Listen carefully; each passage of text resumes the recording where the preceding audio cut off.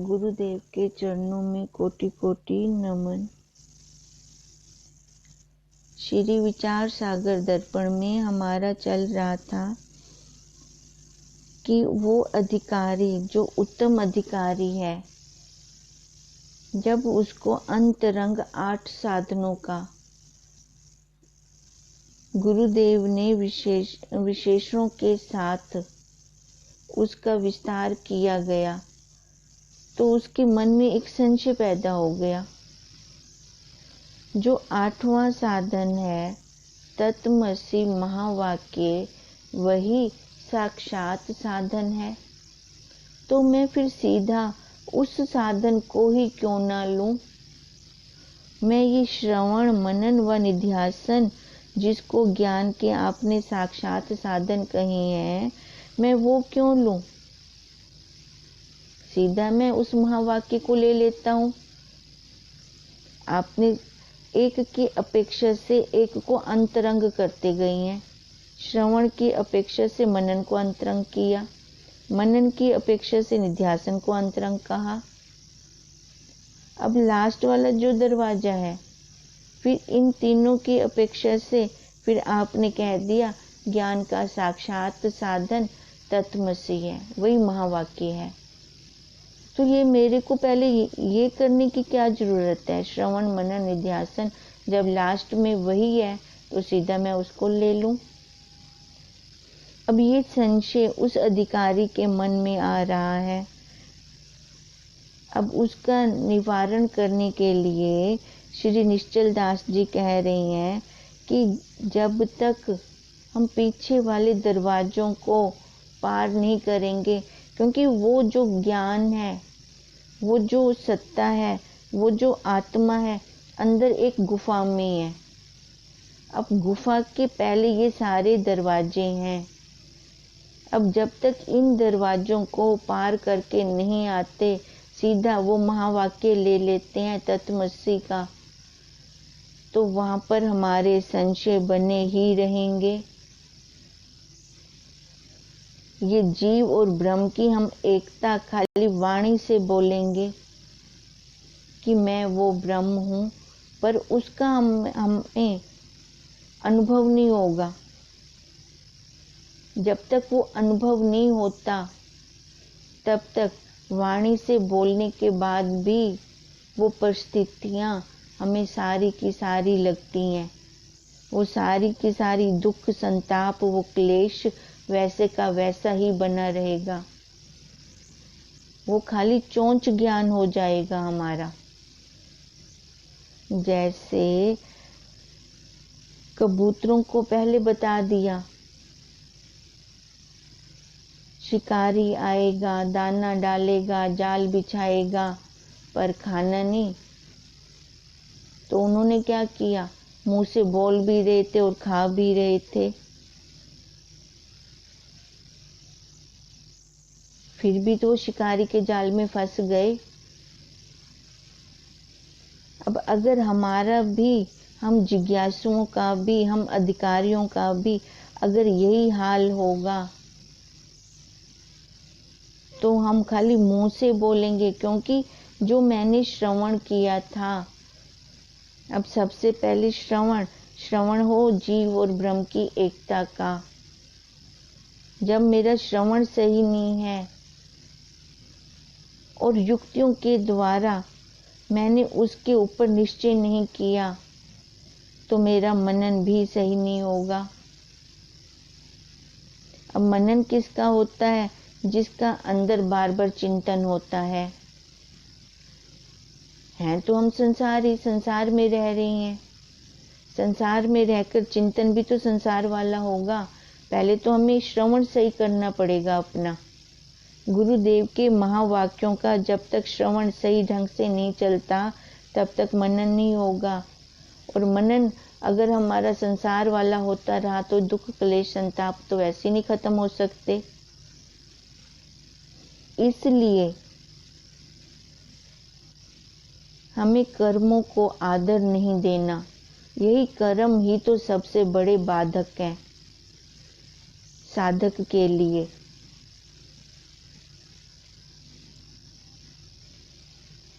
इन कर्मों को देखकर, क्योंकि ये बहिरंग है, बाहर की हैं, बाहर जब जाते हैं तो थकावट के अलावा और कुछ भी नहीं लाते। अब जब ये गुरुदेव ने युक्तियां दे देकर जीव और ब्रह्म की एकता हमें करवा दी, तो फिर हम पीछे मुड़कर ना देखें, उसको निधि आसन अपना निधि बना लें। जब ये हमारी निधि बन जाएगी तो जो ब्रह्माकार वृत्ति में व्यवधान है वो हट जाएगी, रुकावट हट जाएगी। ये अनात्माकार वृत्ति ही तो रुकावट है, ये शरीर भाव वाली वृत्ति ही तो सबसे बड़ी रुकावट है। अब ये रुकावट कैसे दूर होती है, इसका साधन कौन सा है? समाधि। समाधि से होकर निकलना पड़ता है, क्योंकि पहले वो डेमो तो लेगा ना ये जीव। जब तक इसको डेमो नहीं मिलता कि मैं ब्रह्म हूँ, तब तक ये निश्चय भी नहीं कर पाएगा। तो उसके लिए समाधि की आवश्यकता है, और इसी को ही ब्रह्म अभ्यास भी कहते हैं, जहाँ पर सम प्लस धी बुद्धि सम हो जाती है। सम बुद्धि में ही कोई संशय नहीं होते, तब जाकर वो तत्वमसि महावाक्य लगता है, फिर उसका अनुभव होता है कि मैं ब्रह्म हूँ। अब गुरुदेव ये नहीं कह रहे कि मैं ब्रह्म हूँ, वो सामने कह रहे हैं अरे तू ब्रह्म है, तू ब्रह्म है। जितना भी ये जगत है, जितना भी आंखों से दिख रहा है, फिर वही रूप दिखाई देता है।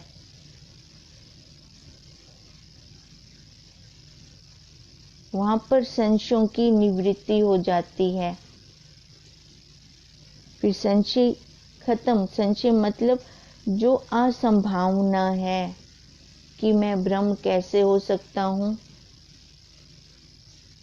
मैं ईश्वर कैसे हो सकता हूँ, मैं परमात्मा कैसे हो सकता हूँ, जो हमारी बुद्धि में दृढ़ हो गया है कि ये तो मेरे से हो ही नहीं सकता।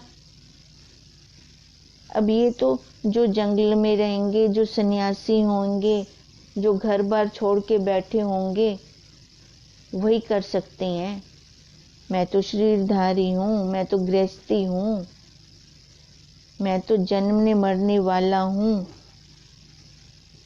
मैं कैसे कर सकता हूँ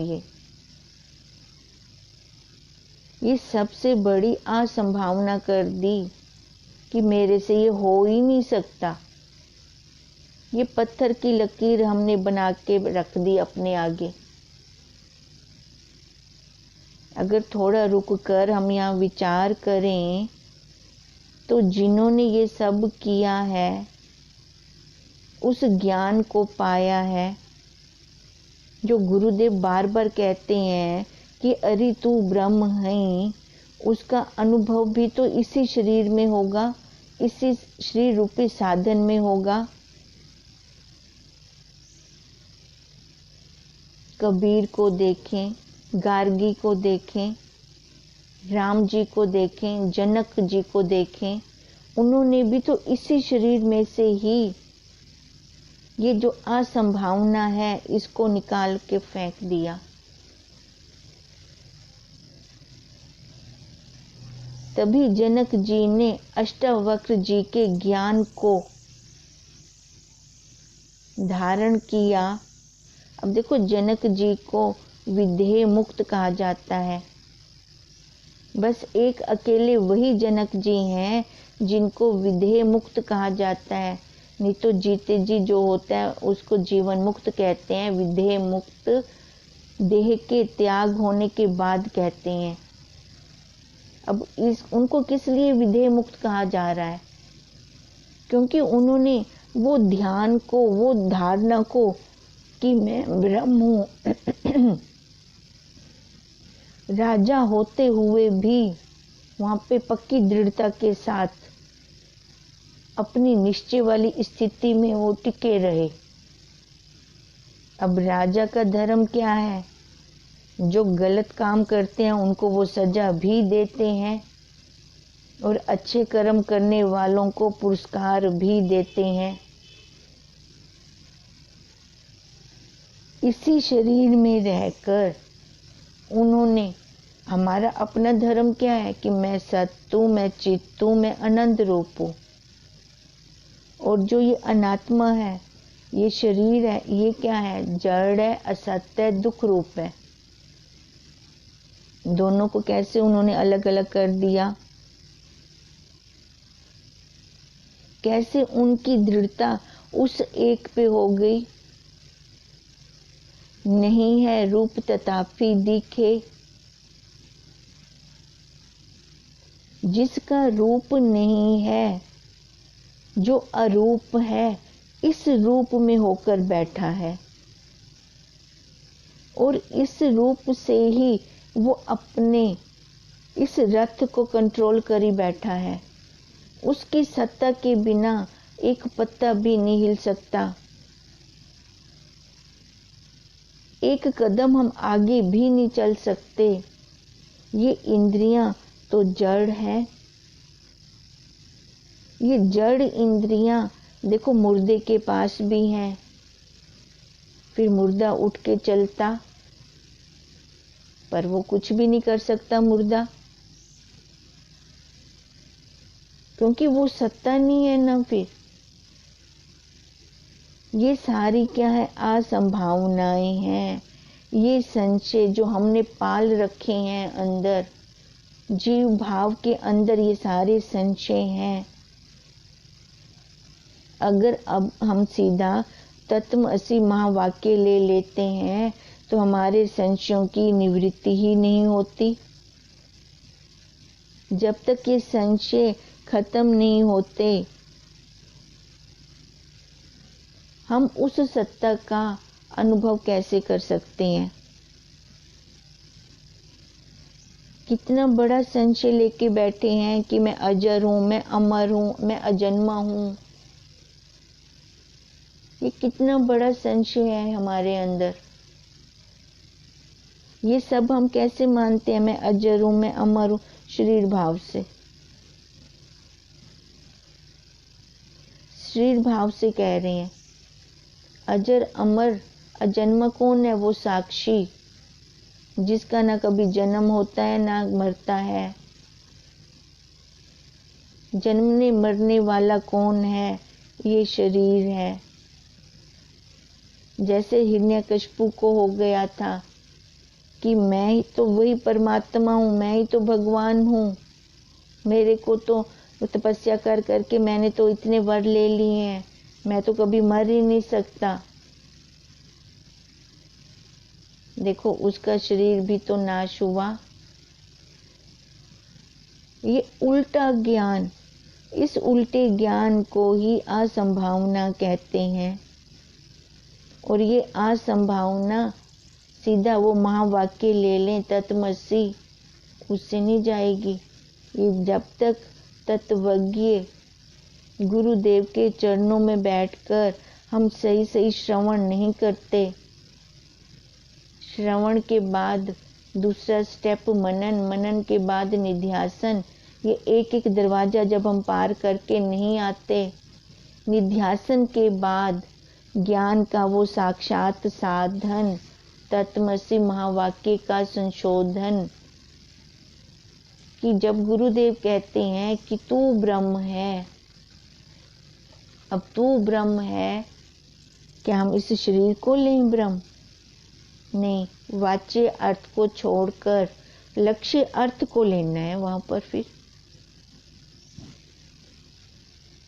अब लक्ष्य अर्थ में क्या? जैसे हमें बार बार तू देह नहीं है, मैं देह नहीं हूं, मैं देह नहीं हूं, जो देह भाव वाली उपाधियां हैं, जो देह भाव वाली अनात्माकार वृत्ति है, इसको ही हमने खत्म करना है, हमने अपनी बुद्धि में इसको दृढ़ कर रखा है। अब इसका क्या मतलब है? अब ज्ञान हो गया तो फिर वो जो ज्ञानी है उसकी देह खत्म हो जाएगी उसी काल में ही? नहीं, वो उसकी शरीर की जब तक प्रारब्ध है तब तक वो अपनी प्रारब्ध को भोगेगा और उस प्रारब्ध में वो हस्तक्षेप भी नहीं करता, उसको देख रहा होता है बस। अब देखते देखते वो इसको लय करने के इंतजार में होता है। ये कब होगा? जब वो 8वां साधन, ज्ञान का 8वां साधन तत्वमसि महावाक्य का जब उसने संशोधन कर लिया, उसके बाद उसके अंदर ठहराव आ गया। इन आंखों से जितना भी दिख रहा है वो सब मिथ्या है, मिथ्या है, मिथ्या है, स्वप्नवत है।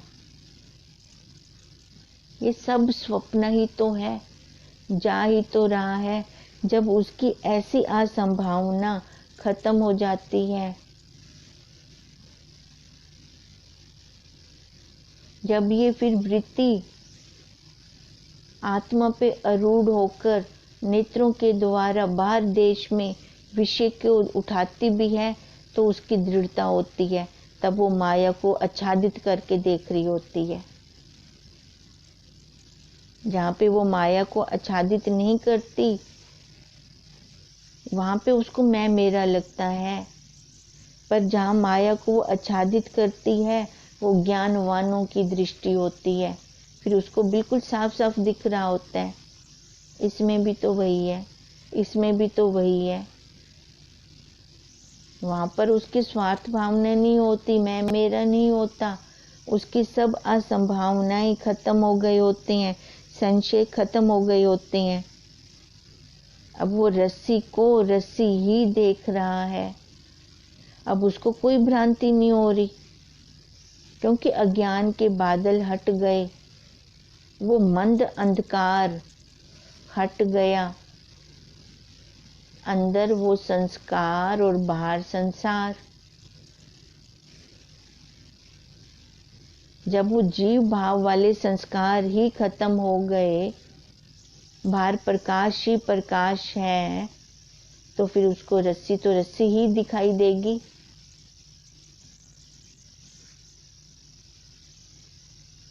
अब देखो ये रस्सी उसको रस्सी ना दिखकर सांप, डंडा, माला ये क्यों दिखाई देती है? क्योंकि वो उसके अंदर वो वाले संस्कार हैं पड़े, वो संशय है, तभी उसको वहां भ्रांति हुई ना। अब जब सब संशयों की निवृत्ति हो गई तो उसको फिर क्या दिखेगा? एक वही। अब संशय की क्या परिभाषा है? एक में विरुद्ध अनेक कोटि वाले ज्ञान को असंभावना अर्थात संशय कहते हैं।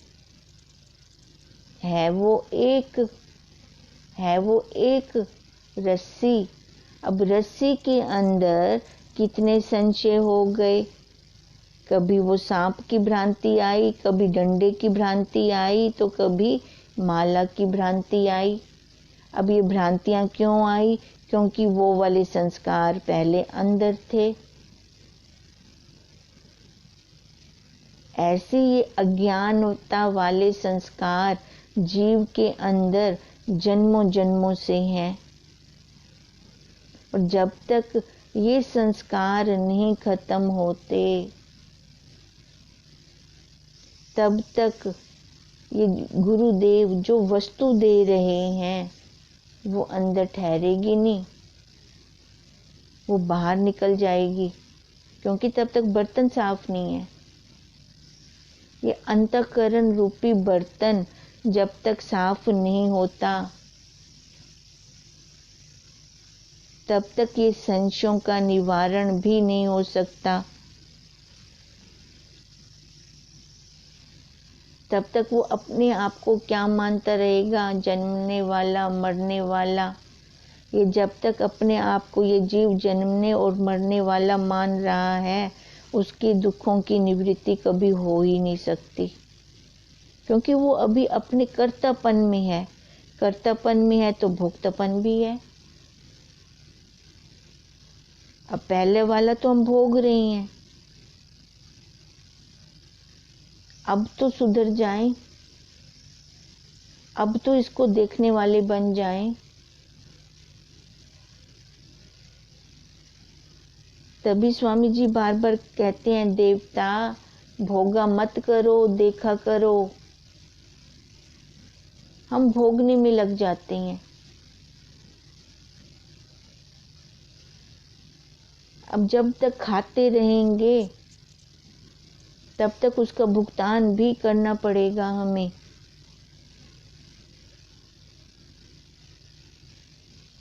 अब इसलिए ये असंभावनाएं, संशय हमारे खत्म नहीं हो रहे हैं, तो वो एक का एक, और उसमें हमने विरुद्ध अनेक कोटि वाले ज्ञान कितने बना दिए। ये तेरा, ये मेरा, ये मेरे बच्चे, ये मेरा परिवार, ये मेरा घर। एक अपना हमने दायरा बना लिया, परिचिनता वाला हमने एक दायरा बना दिया। अब जब तक उस दायरे से बाहर नहीं निकलते, तब तक उसमें बार बार जमते रहेंगे, बार बार मरते रहेंगे। इसको कहते हैं बासी रोटी खाना। ये कितने जन्मों से हम बासियां रोटियां खाते आ रहे हैं, खाते आ रहे हैं। अब तो यहां से बाहर निकले,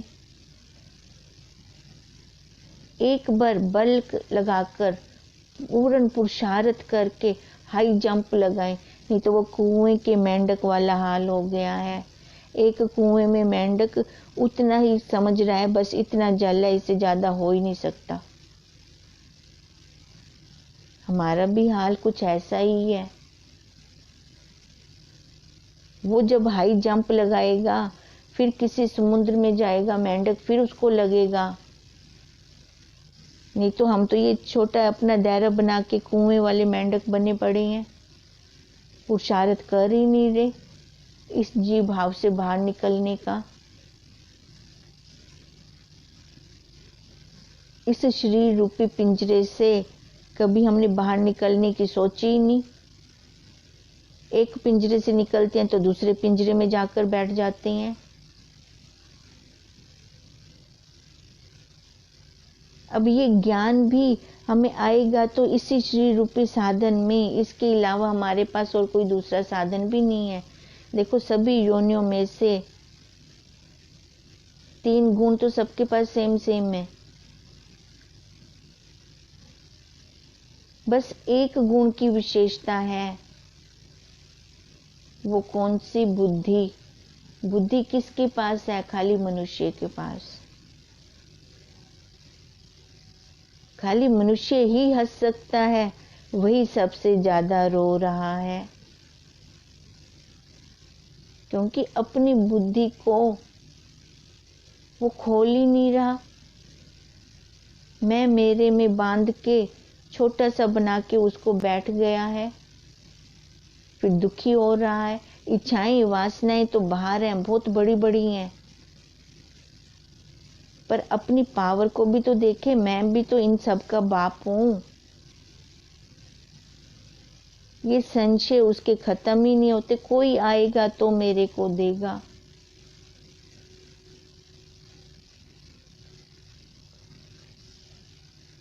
जब तक ये संशय खत्म नहीं होते, तब तक ये असंभावनाएं बनी रहेंगी।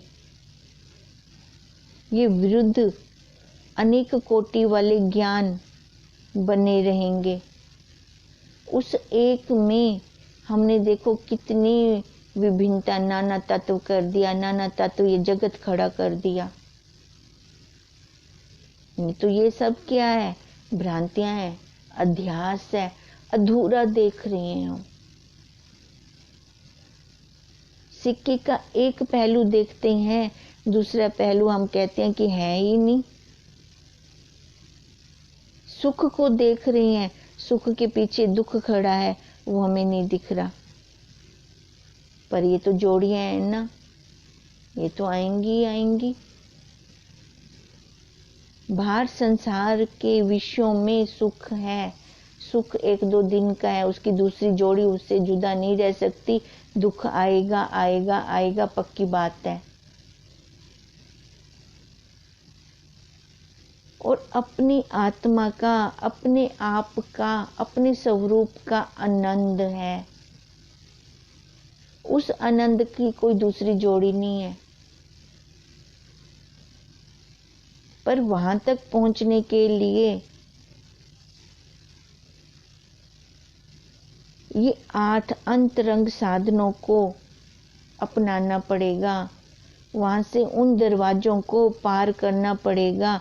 उसके बाद फिर हम जान पाएंगे कि मैं ही तो ब्रह्म हूँ। मैं बाहर जिसको मंदिरों में, गुरुद्वारों में ढूंढ रही थी, वो कहाँ निकला? मेरे अपने आप के पास निकला। जो वस्तु जहाँ गुम होती है, वहीं ढूंढने से ही मिलेगी। वस्तु तो जैसे वो मई ढूंढ रही थी, वस्तु उसकी गिरी अंदर कमरे में और ढूंढ बाहर रही है। और उसके साथ ही और भी बैठ गए 2-4, वो भी नीचे देख रही हैं। किसी ने हिम्मत करके पूछा, मई तू क्या ढूंढ रही है? तो वो बोली, मेरी सुई गिर गई है, मैं वो ढूंढ रही हूँ। फिर उसने पूछा, सुई यहाँ गिरी थी? तो मई बोलती, नहीं, वो अंदर गिरी थी कमरे में। तो फिर तू बाहर क्यों ढूंढ रही है? क्योंकि बाहर प्रकाश है। वो मई बोलती, बाहर प्रकाश है, अंदर अंधेरा है, इसलिए मैं बाहर ढूंढ रही हूँ। बताओ, वो 100 जन्म भी बाहर ढूंढती रहे, उसको वो सुई मिलने वाली है? ऐसे जीव को बाहर विषयों का प्रकाश लग रहा है, क्योंकि अपनी समर्थता नहीं है उस ज्ञान तक, उस अपने स्वरूप तक पहुंचने की, इसलिए उसको अंदर अंधेरा लग रहा है। वो बाहर घूम रहा है, बाहर घूम रहा है, मंदिरों में ढूंढ रहा है, गुरुद्वारों में ढूंढ रहा है, मस्जिदों में ढूंढ रहा है, पर वहां तो मिलने वाला ही नहीं है। वो वहां तो उसका आकार है, आकार आने जाने वाला है। अब जो मंदिरों में रहते हैं, गुरुद्वारों में रहते हैं, तो क्या उनके दुख, संताप, राग, द्वेष वहां खत्म हुआ? विचार करने की क्लास है हमारी, विचार करें हम। दुख, संताप देखो, मंदिर में भी जाकर वहां पे भी आंखें बंद करके बैठते हैं, अपने अंदर देखते हैं, फिर जाके वो शांति तृप्ति आती है। वो जब अपने अंदर तन्मयता करते हैं, फिर जाके वो शांति तृप्ति आती है। अब वही वस्तु, इसका मतलब अंदर है, बाहर नहीं है। अब जब ऐसा निश्चय साधक को दृढ़ होता है, फिर जाकर उसके संशय खत्म होते हैं, असंभावनाएं खत्म होती हैं, और उसके लिए तत्वज्ञ गुरुदेव का सहारा लेना ही पड़ेगा। इसके बिना और कोई उपाय नहीं है, क्योंकि हमारी बुद्धि ये खुद ये ज्ञान नहीं ले सकती।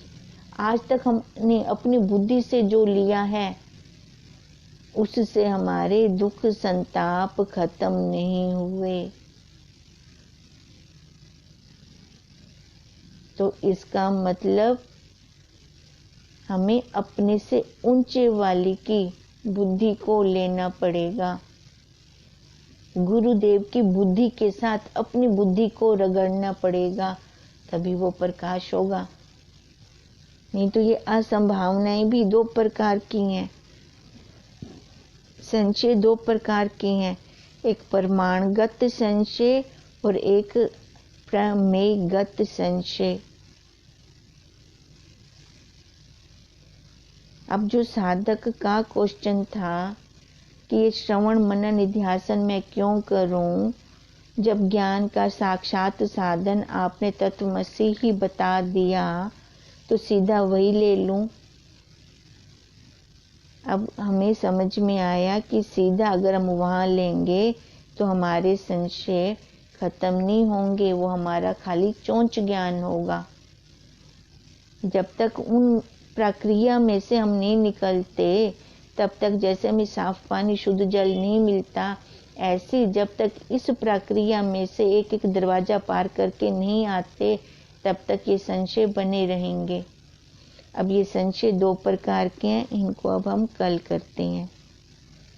अपना होमवर्क हम करते रहेंगे, स्पर्श को देखते रहेंगे। जो स्पर्श हमें जनवा रहा है मैं वही हूँ। ओम तम नमामि हरिं परम। ओम तम नमामि हरिं परम। ओम तम नमामि हरिं परम। ब्रह्म स्वरूप गुरुदेव के चरणों में कोटि कोटि नमन।